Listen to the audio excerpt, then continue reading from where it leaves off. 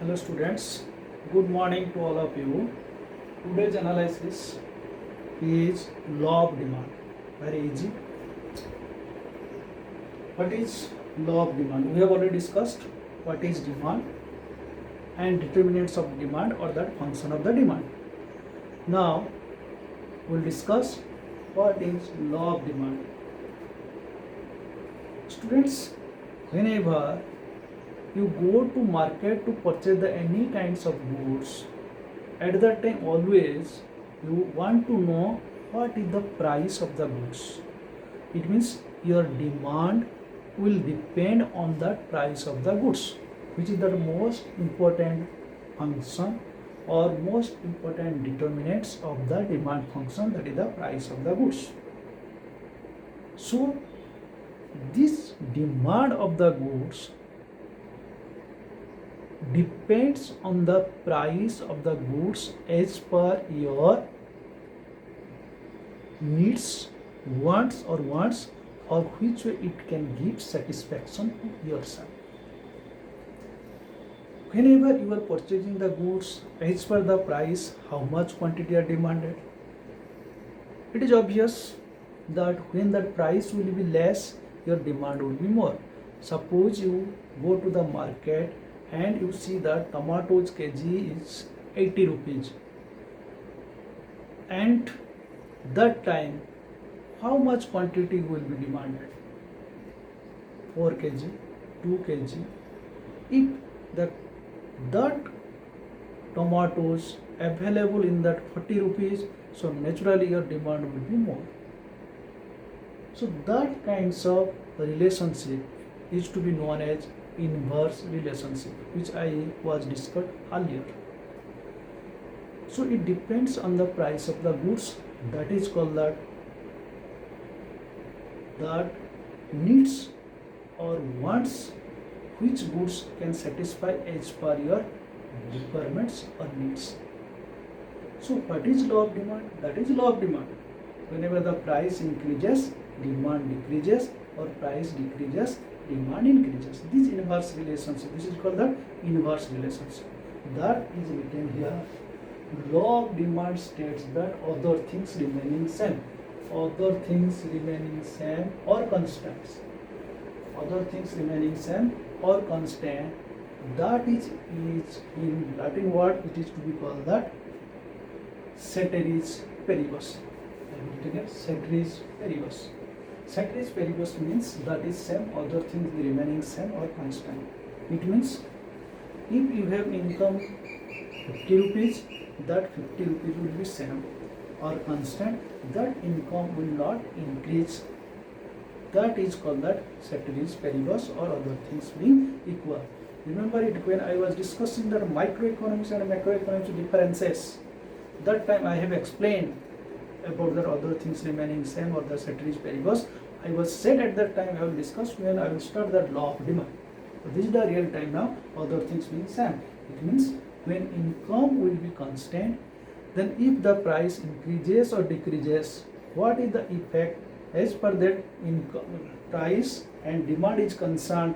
That relationship is that inverse relationship. That there is an inverse relationship between price of the goods and the quantity demand of that goods at a given time in case of the normal goods. So it is applicable in case of the normal goods. So this means the demand for X goods, is the functional relationship between the price of the goods. So what is the price of the goods? Price of the dx, I have already said, dx means demand for X goods. F is that functional relations, and Px is the price of X goods. Or whenever the price of the goods increases, decreases, at that time your income will be constant. That is why I am writing here ceteris paribus. That is in Symbolically we may write demand for x equal to function of price x, or that is ceteris paribus. This is to be called the law of demand. And this law of demand we are explaining so far that linear demand curve. Linear demand curve. Remember it. Linear demand curve case. That is Q equal to A minus BP. A minus BP, which is the linear demand curve, and its slope is delta P upon delta Q. This is to be called the demand. So after analyzing the meaning of the demand or law of demand, and when this law of demand operates, at that time when I am writing that other things being constant, or other things being same, or other things being equal, or ceteris paribus. Other things remaining same, other things being equal, other things remaining constant, or ceteris paribus. All are the same. So that analyzes what are the conditions will be constant or same or equal. These things are to be called also as assumptions. So now I will write here assumptions. Assumption of law of demand. Assumptions. Before we explain the law of demand, the price of the related goods remains same. First assumption is that price of related goods remain same. It will be constant, because price increases if that other related goods, means that coffee goods price will remain same, so that the people will consume that coffee in place of tea. That is why price of the related goods remain same. But most important factor is that your income must be same. Income, or the Y, that is must be constant. Income must be constant or remain unchanged. And taste and preferences will be same or constant. Taste and preferences will be same or constant whenever the law of demand is operating. All of the goods are to be homogeneous. For goods must be homogeneous.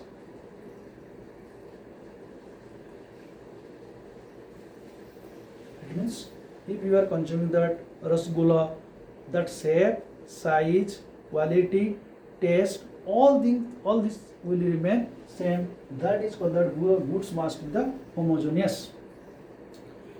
And commodity should be normal goods.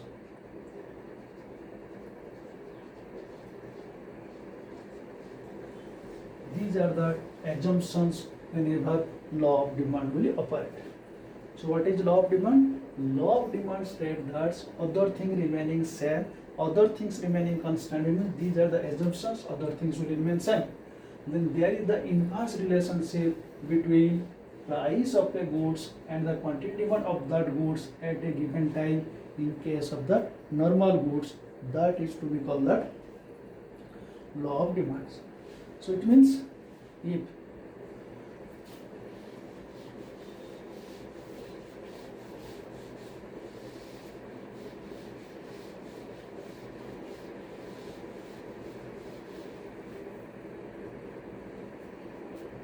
price of X goods,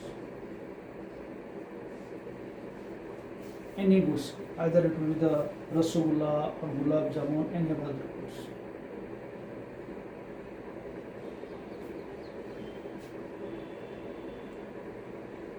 And demand of X goods. dx I may write here. Here is the px, price of the X goods.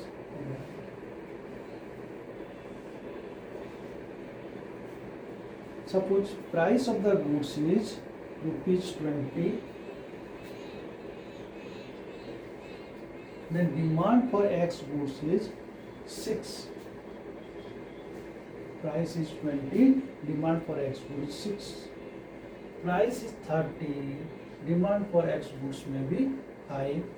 Price 40, demand for my goods may be 4. Price is increasing 50, it may be 30. Sorry, it may be 3. Between 20 rupees, this is in rupees, this is units. 20 rupees, 30 rupees, 40 rupees and 50 rupees. Your demand will be like this. Let's see this. If price increases rupees 20 to 30, your demand decreases 6 to 5. If price increases 30 to 40, your demand decreases 5 to 40. If price increases 40 to 50 rupees, your demand decreases 4 units to 3 units. This relation here is that this is that price of the goods is increasing. The price is increasing and demand is here decreasing. This relationship is to be known as inverse relationship. That is why law of demand says that other things remaining same or ceteris paribus, there is the inverse relation. This is the inverse relationship. In between price of a goods X, and quantity of demand of that goods means that X goods. So remember it, you don't forget to write here dx or demand for X goods. On that same goods you are demanding. So it is essential to write the dx or demand for that X goods, not only that X goods, or not on the demand of goods, that is demand of the X goods. So this relationship is known as the inverse relationship. So whenever we say the first combinations, A 20 rupees 6 unit, B combination 30 rupees 5 unit, C combination 40 rupees 4 unit, and D combination 50 rupees 3 units. This is that one table, and this table is to be known as demand schedule. This is called the demand schedule of an individual. This is called individual demand schedule. So what is individual demand schedule? Individual demand schedule is a tabular presentation. Individual demand schedule is a tabular presentation. It is the one table, and this table shows us what is the price and what are the quantities are demanded. It means 20 rupees 6 unit demands, 30 rupees 5 unit demand, 40 rupees 4 unit demand, 50 rupees 3 unit demands. So this tabular presentation shows us that the different quantities are demanded at the different prices of a goods. A goods means here the X goods. X goods price is 20, demand is 6 units. What did I say? Different quantities are demanded at the different prices of a consumer is to be known as the demand schedule, or it is to be called the individual demand schedule. Now it is clear what is demand schedule. Demand schedule is a tabular presentation which shows the different quantities goods are demanded of a consumer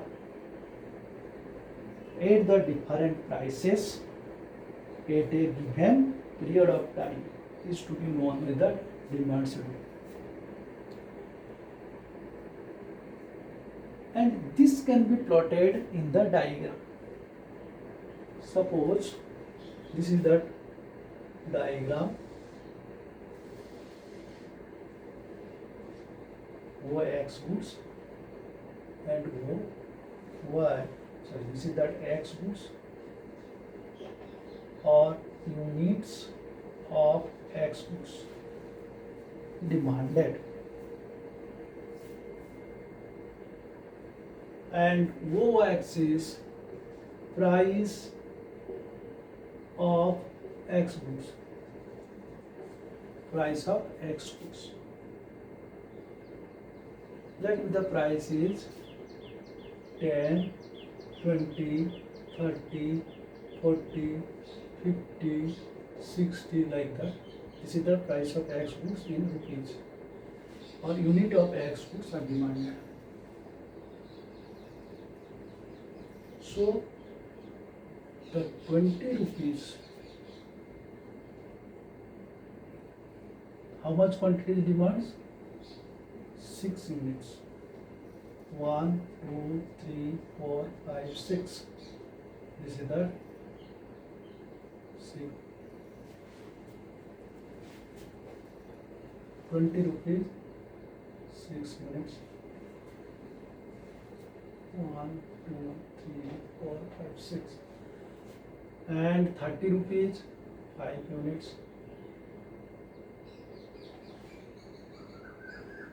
And 40 rupees, 4 units. And 50 rupees, 3 units.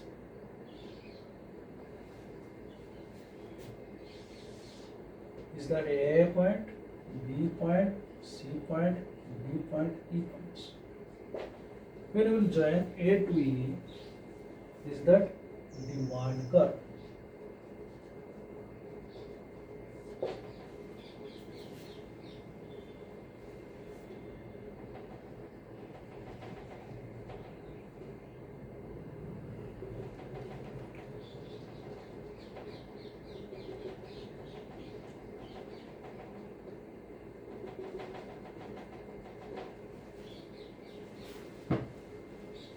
This is called demand curve. AE is called demand curve. Now, what is the demand curve? Demand curve is a graphical presentation of the demand schedule. This is the 20 rupees, 6 units. So, this is the 20 and 6. This is the 30 and 5.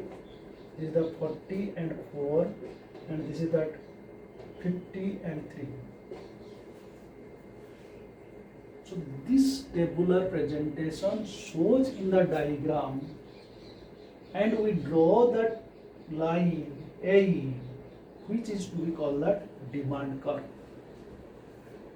So what is demand curve? Now, demand curve is a graphical presentation which shows that quantities are demanded at the different prices, which is to be known as the demand curve. Or we may say that demand curve is a graphical presentation of the demand function, is called the demand curve. But the best meaning of best line of the demand curve we may write here, that demand curve is a graphical presentation of the demand function of the demand schedule, which shows that how much quantity are demanded at the different units of the price of a goods, different price of a goods. That is called the demand curve, and A is to be called as the demand curve. It means demand curve shows the graphical presentation of the demand schedule, which is to be known as the demand curve.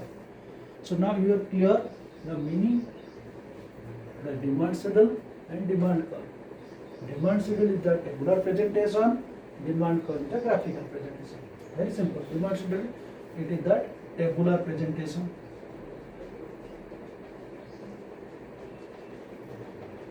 It is that graphical presentation.